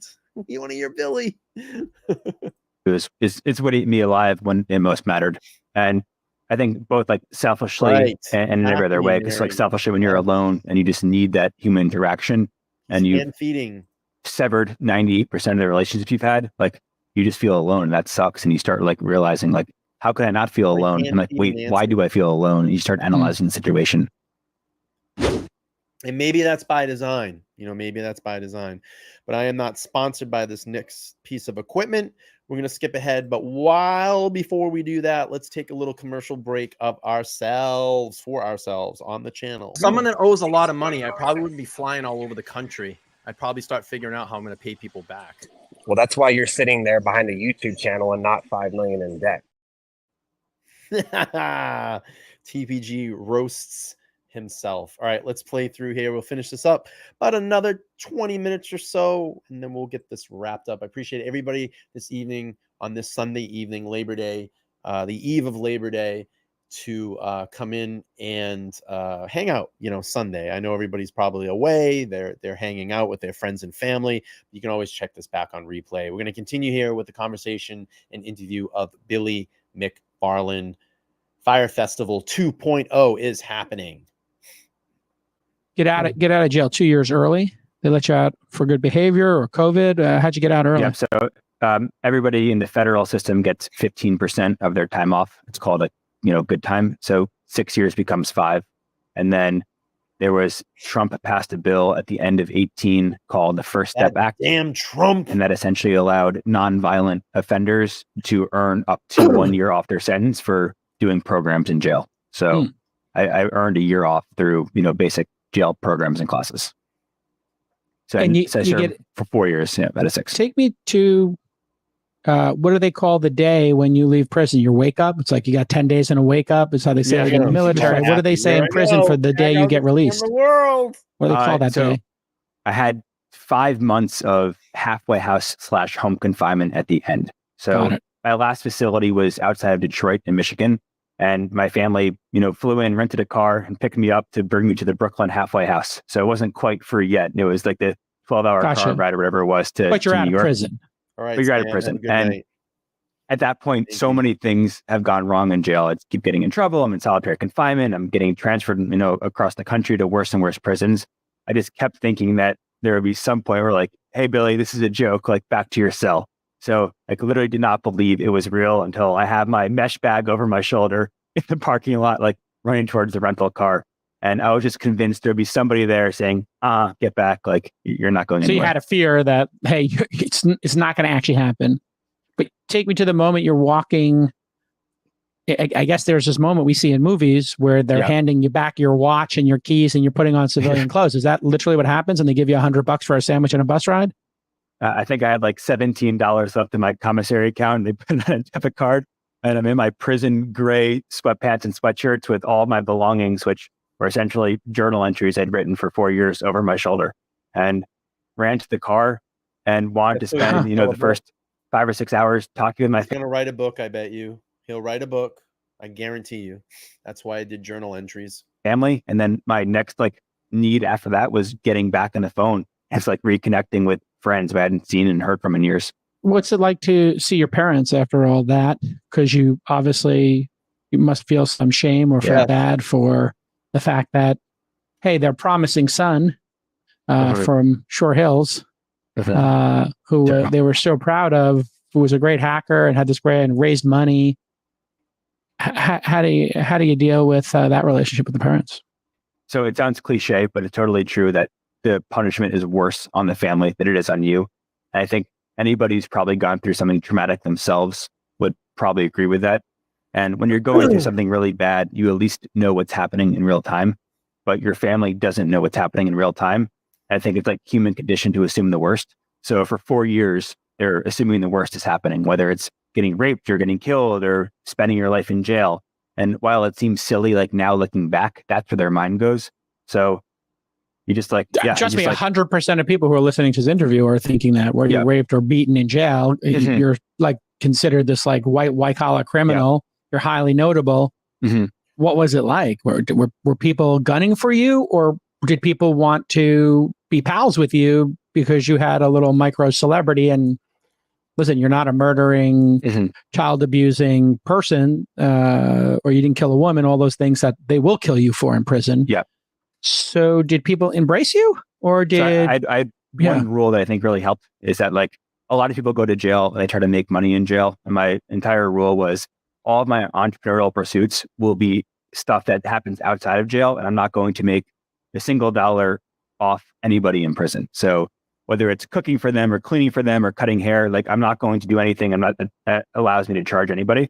So I stayed out of the way of people's hustles, as they called it, which I think really helped. And I also think, which is interesting, is that the people who are leading gangs, while on paper are bad people doing bad things, some of them, if they had different exposure, they would be leaders in different sense. What I'm trying to say is they sense opportunity. And at the end of the day, if you are in a gang in Detroit and you've never left Detroit and you're meeting someone who's done something in media or entertainment, I can provide a level of exposure possibly one day that they don't have. So I felt like the higher ups in the underground prison culture saw potential opportunity post jail. So generally people were, fair, I would say. So they were like, oh, this is a connection for me. This is like a networking opportunity that could level me up. So you kind of got looked after in prison, or you were able to buy some protection, essentially. It's basically like a guy who leads the gang is like, wait, now I can know someone in New York, and maybe we can maybe you can introduce me to someone in music one day. I don't know how to do that. And so that was an opportunity, I think, for some of the more ambitious people who were there. So yeah, generally. Sure. Quick recap, Lady Law.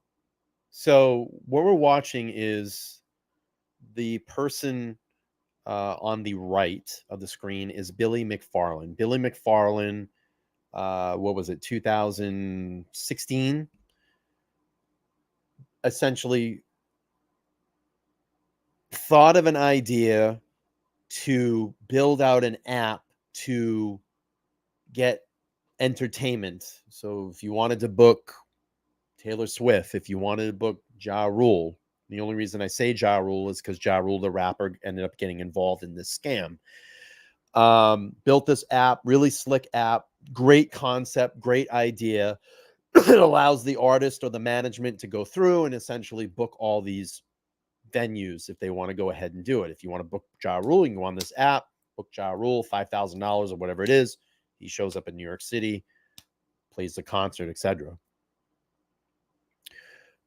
Essentially what happened was Billy wanted to make this festival happen to launch with the launch of this app, and wanted to do it down in the Bahamas, and ended up frauding investors out of about $27 million with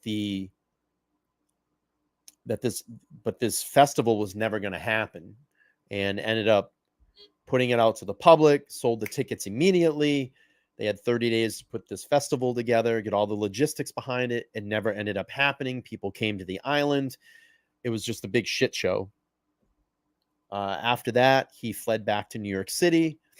While out on bail, he tried to start another scam company where he was saying that he was a liaison between huge entertainment complexes and artists, that he could get tickets at value prices. Ended up getting caught with that. The FBI looked into him. Essentially, he ended up getting 6 years for frauding investors out of $27 million. Went in, only did 4, and is now back out on the streets trying to do this Fire Festival 2.0.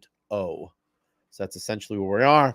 If you want the complete story, there's an amazing documentary on Netflix called Fire Festival, the greatest concert that never happened. And it is an amazing documentary. We met a couple of like closer friends, and luckily did not have any physical issues. It was more just like the mental, ties from family. Yeah. So the month leading up to the Fire Festival, like 30 days out, at some point you realize you're not going to pull this off. So at 4 months, you're deluding yourself. You're climbing El Cap without a rope, going spectacularly. You feel like you're Midas. Everything you touch turns to gold. Celebrities, money pouring in. Yeah, you're breaking the rules. You're lying. You're committing fraud. But check boxes are getting checked. At what point did you realize, I'm not pulling this off? How many days out was it when you realized no chance? I think this makes me look worse, but I truly did not know we were screwed until the night before the festival. And the last 30 days were the worst 30 days of my life. We had a system called the Daily Urgent Payment Sheet. And it had a full-time employee who would assemble all of the vendors who had invoiced us and sort them based on urgency. And like the least level of urgency was like extreme urgent. And like the highest level was like, we're all going to die if we don't pay this, by tomorrow. And I'd wake up every morning and have until 2:00 to raise that dollar figure in so we can get the wires out for the 4:00 deadline. So some days it was $100,000 and some days it was $3 million. And basically I lived 30 days where I essentially raised the equivalent of a small seed round 5 days a week. And that was just like the worst period of my life. So literally every day you're raising $500,000. Yeah. It could have been like some days it was $100,000 and some days it was a couple $1 million and like anything in between. And it was, when you terrible. Look at your prowess at raising money, your ability to get people to give you money, what do you think the key is to getting people to wire you money for your crazy festival? Why do people in your mind do it? And then what did you exploit when you look back on it to get them to make those wires? So I think I was beyond the lies, which were unforgivable. I think I was very good at getting people access to something outside of the ordinary. And whether that was an island, whether that was a finance guy meeting, a media mogul, or a media mogul meeting the fashion mogul. So I think a lot of the investors were buying into either the experience or to have a seat around the table. And it really struck me. And like, for better or worse, like I utilized that, and struck me a couple of weeks before the festival when one investor who is a huge name in his career, but is all in one industry and, has in my mind unlimited money and limited access, unlimited resources. He sits down to me and goes like, "Hey, Billy, can you help me meet these people?" I'm looking up at him like, this guy's a billionaire. Like, why does he need some 25-year-old to make introductions? Is it public who that person is? Can you say? It's not public who he is, but he's someone that, most listeners will probably have heard of. And a finance person, a Wall Street person. Yeah. But like a Wall Street, not a venture capitalist. No, he runs a hedge fund, and he does not do tech. It does not do tech investing. It's it's traditional finance hedge fund. I'm like, wow, like this person's getting beyond the couple $1 million, he invested. He's getting value out of having the seat around the table. So I think it all kind of came down to providing these experiences where like, this guy works 90 hours a week. He goes between his, office building that he owns and his townhouse that he owns. And now he can come to this island and meet all these people. I think there was like value in that for a lot of the investors. What you learned is you built an incredible network, and you learned that the person who throws the party and that people covet affiliation and access. And I can tell you this is incredibly powerful. Not to make it about me, but I did this my whole life. I threw events. I hosted dinner parties. I had Launch Festival. Engadget would have events.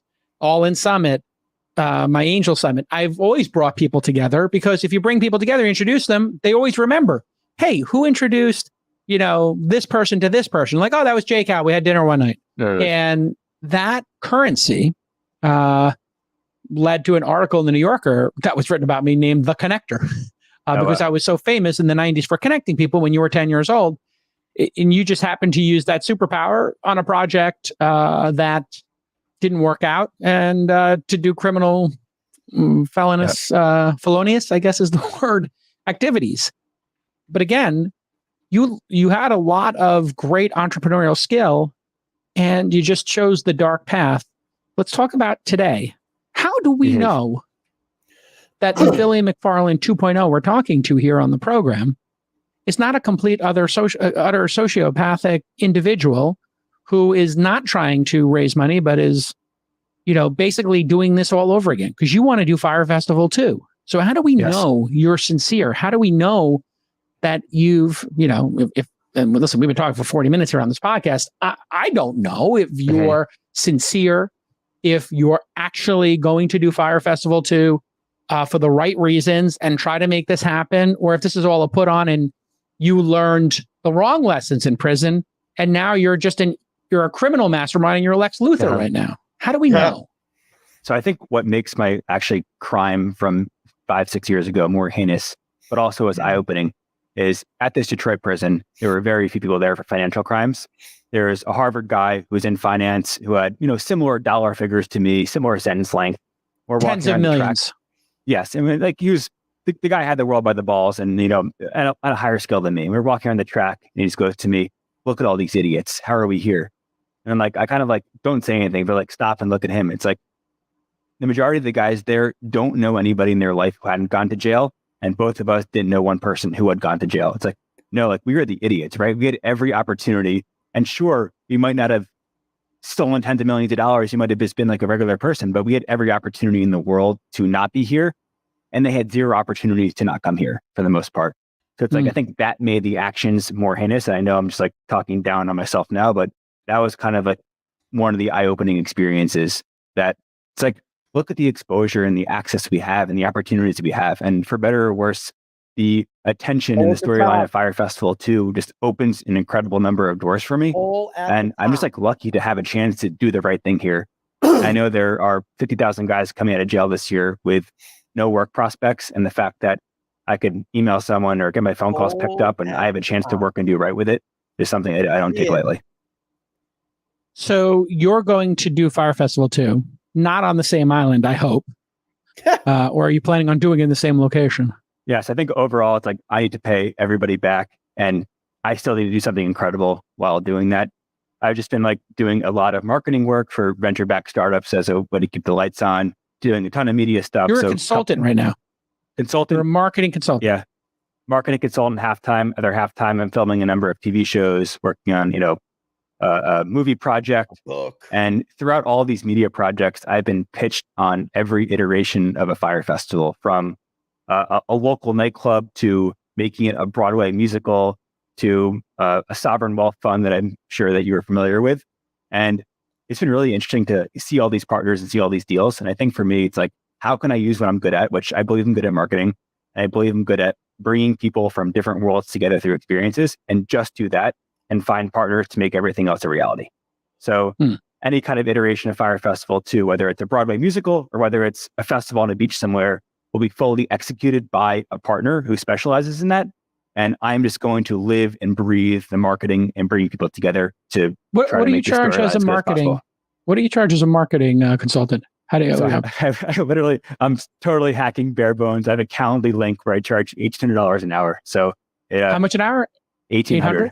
$1,800 an hour to get a Billy McFarland idea for your startup, and people have paid this. Pays my content team and pays my office rent, pays some restitution. So you're literally have had people pay this $1,800, and you've just riffed with them on ideas. Yeah, I'm not doing crazy. I'm doing anywhere between like 70 and 120K a month since I got out of jail, and like What? revenue. So, but a lot of it goes to business expenses, of course. What? This fucking guy, 100K.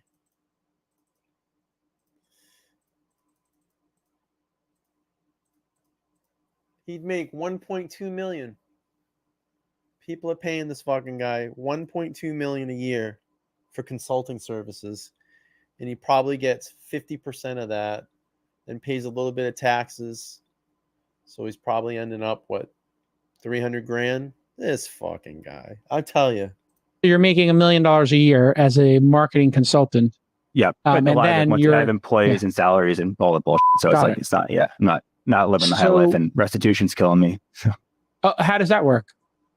there's a Restitution. percentage of all my personal income goes to restitution. So, What's the percentage? It actually varies based on how it's earned. If it's basically, if it's like a travel opportunity, it's pretty much all of it. So there you go. There's the scam around that. I bet you he found a loophole. Well, there's nothing in there that says something about consulting, or however he's doing this. I have a team that's doing it for me. He said, I have to pay my team. So it's probably filtered through his fucking team by the time it gets to him, and then he has to fucking pay anything. Another scam. Found the loophole. If it's like summer thing, I don't have to travel, and it's like less of it. And I'm just trying to find a cadence like with, the system too, to make it fair so I can survive, pay my team, but also pay back. So 30%, 40% of whatever you make, something like that? It just varies depending on the opportunity. And the issue is like, it's not tax deductible. So like 40% restitution is really like 80% of your income. So, and the hill you have to climb for restitution is how big? It's 27-ish million. So, wow. And I think like, listen, it's not going to happen by doing Calendly consulting calls. And I think like, if I can pay back every 3 or 4 weeks, give a check, that's a really great step, but it's going to take, owning a business and doing that properly. So this is a 10, 15 year journey.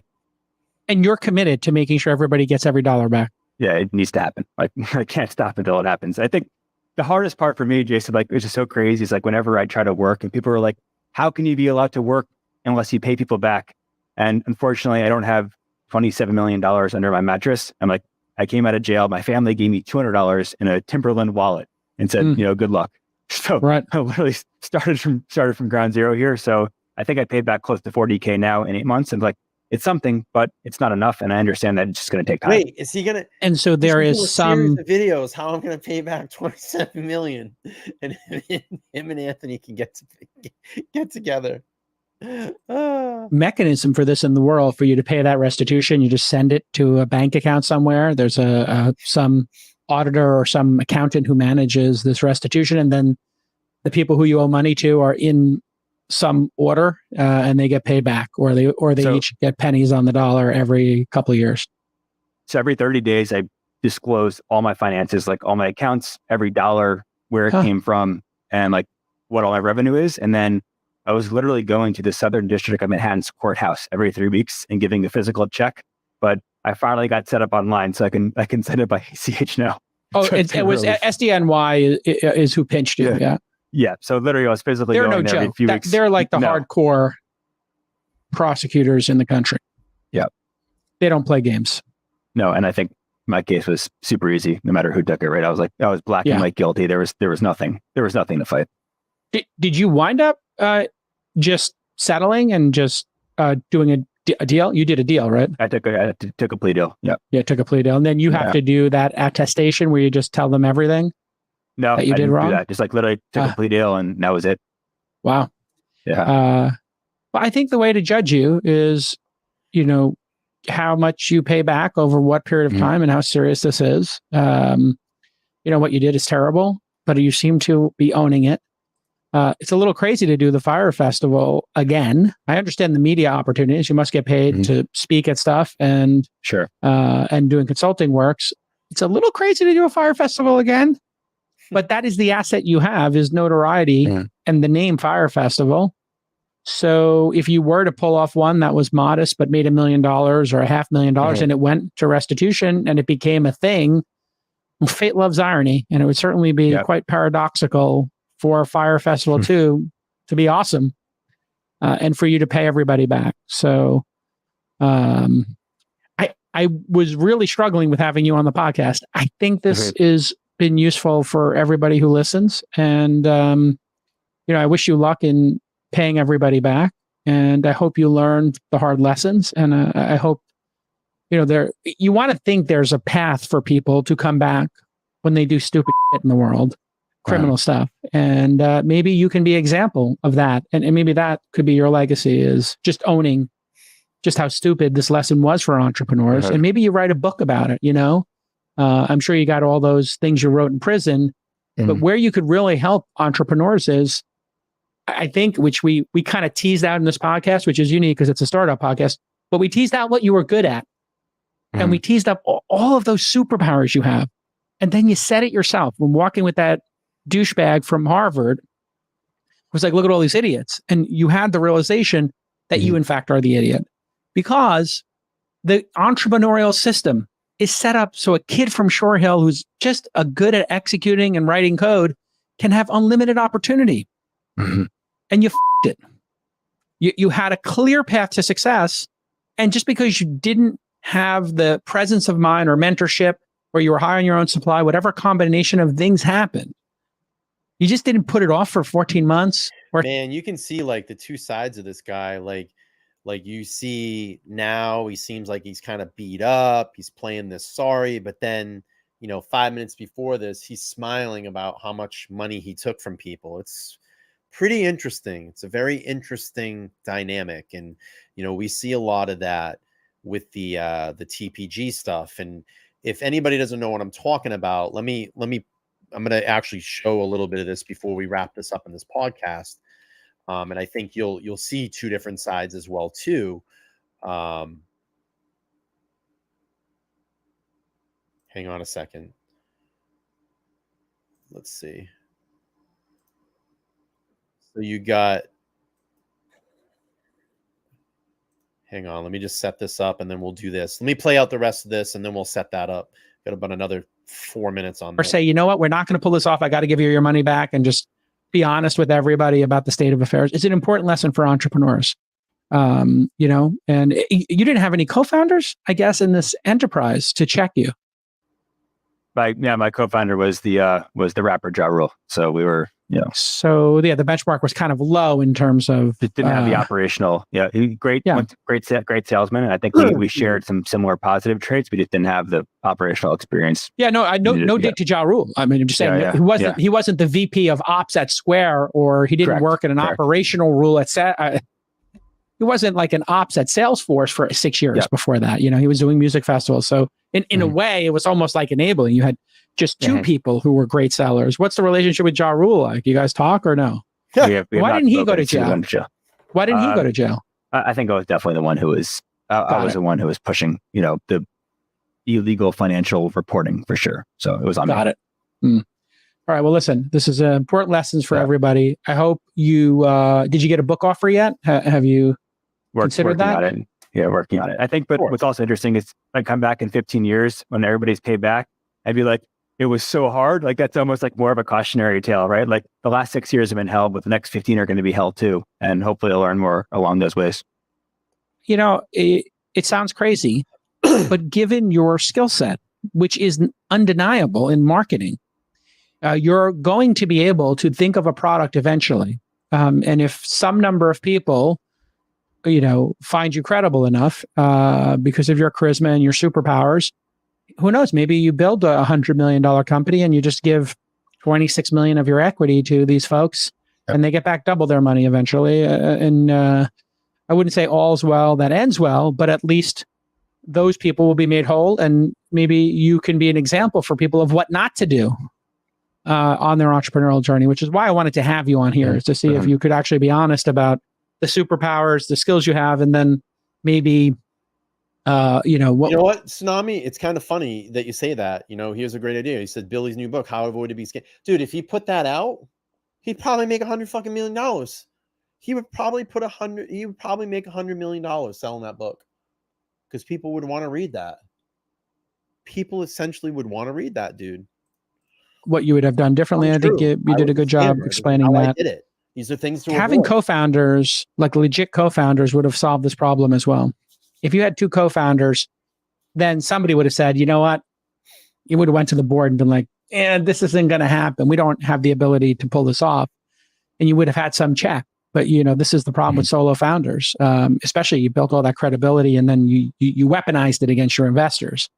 And that's another, I think, thing you have to live with. And ultimately, I feel like, gosh, I don't know if you're sincere or a sociopath, but I'm going to go with my gut and say you're sincere in that you want to do this restitution. And so I'm going to pick the side of sincerity here, and I wish you well, and I hope that you get everybody their money back, and that you learn to live with, the mistakes you made. So I wish you luck, Billy McFarland. Yep. Thank you, Jason. Appreciate it. And for people who are going to say, why did you give an hour to this guy and not another entrepreneur? Because maybe there's some. I don't need to hear the outro, but if you want to check this out, we'll give you a big shout out to Jason in this week's Startups. And it's an entrepreneurial podcast. Billy McFarland here of Fire Festival and now Pirate, some company called Pirate. So we'll keep an eye on him. But I wanted to show, that different dynamic of someone, someone that we've been talking about here, about Mr. Rock Bottom, Anthony Farah. You can see this here, the sorry, the beaten up, the sorry. I'm going to play probably a minute of this, and then we'll see the next day video that he puts out. And again, it's those two different dynamics of a scam artist, what they play to the camera. They try to get you to feel bad for them. And then they come back and they say, I'm back. I'm ready to do this. Just all a bunch of scamming and deception. All right, we'll check this out. All right, everybody. I think it's time I finally put out a video and address everything that's going on. These last few days have been a large amount of, just stuff coming out, and I can't hide from it any longer. I can't just avoid it. I have to, talk about it. I wanted to give it some time to kind of sink in and just see what was going to happen. But, the first thing I have to say is that this message is meant for my clients that are directly involved. It's for the dealers that are involved. It's for, my friends that are going to be affected, my former employees, people in the watch industry that are going to be directly affected by my actions. I know my words don't mean anything right now, but I really am genuinely sorry. Right. Just to talk about the first thing that popped up, which is that text message that I sent out to a few clients. That is a real text message. That is something I sent. And I sent that, because life just hasn't been fun lately. Like the message said, I've battled with demons, and I've let stuff get the best of me, and I've made a lot of bad decisions. I made a lot of dumb mistakes. I even lied in that message about a robbery, hoping to cover it up even more while I try to fix it. And,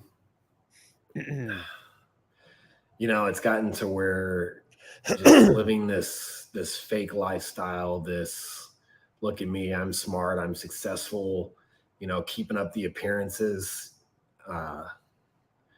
it's eating me alive. I drink every night just to be able to go to sleep. I've lied to my employees, I've lied to my clients, I've lied to my friends, I've lied to my peers.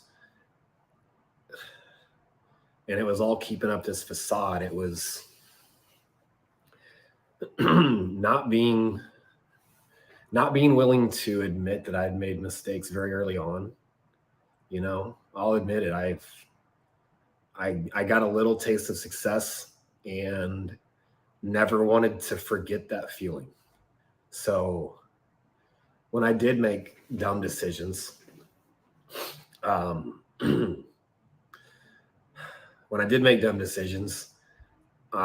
would write them off, or I wouldn't address them, because if I addressed something I did that didn't work, then to me that was admitting failure.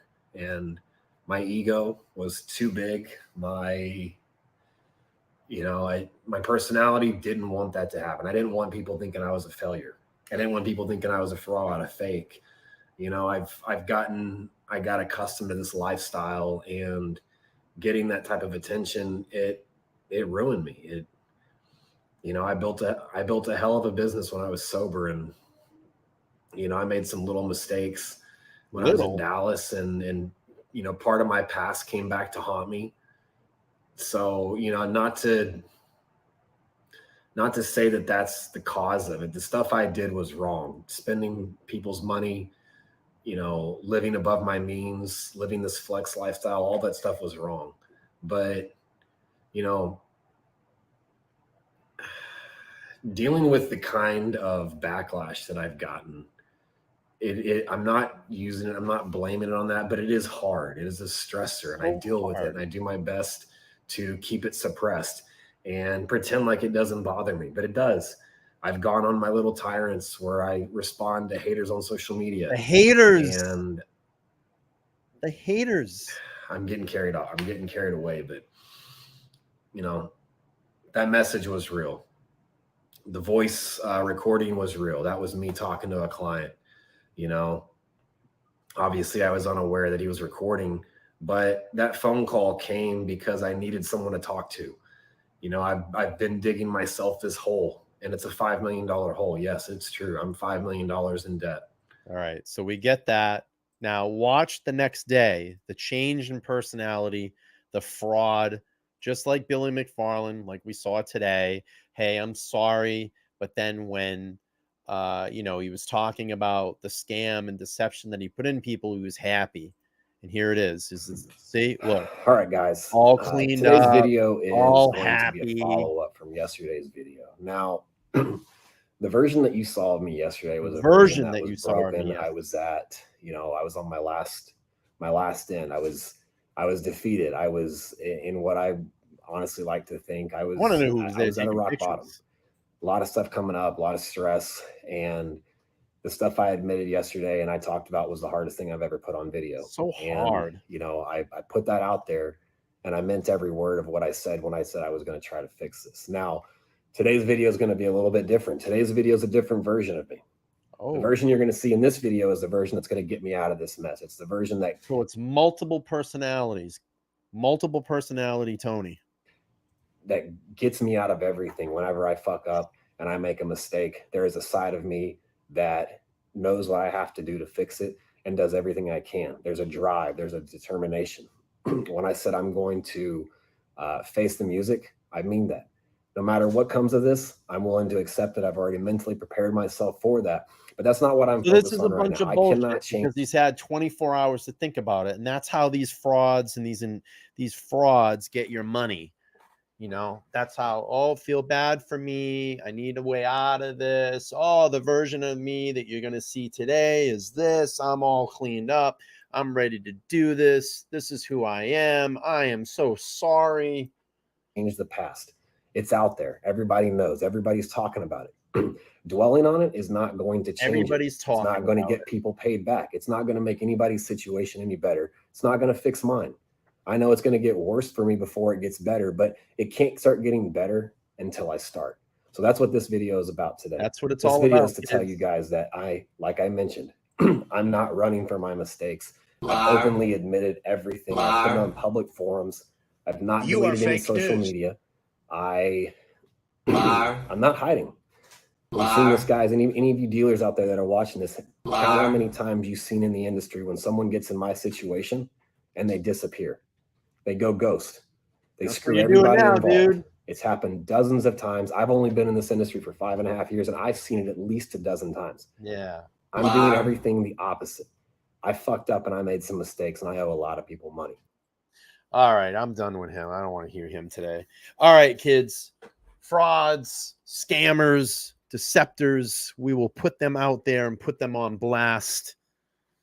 Come on, man. Come on, man. All right, kids. I'm going to wrap this one up. It's 9:15 here on the East Coast. I hope everybody's having an amazing Labor Day weekend. If you are celebrating, hopefully you'll catch this on replay. If you are, again, hashtag replay down there in the comments. I would appreciate it. 2-hour banger tonight. Great show. Thank you, everybody, for watching the Billy McFarland Fire Festival 2.0 podcast with us. This is episode 69. 69, dudes. All right, we're going to get out of here. I'll be back tomorrow night. We'll whip something up. And hope you all have a great rest of your Sunday. If you're celebrating tomorrow, be safe. Have an amazing Labor Day. I will be working, which sucks, but I got to pay the bills. All right, kids, be safe. I'm out of here. Peace.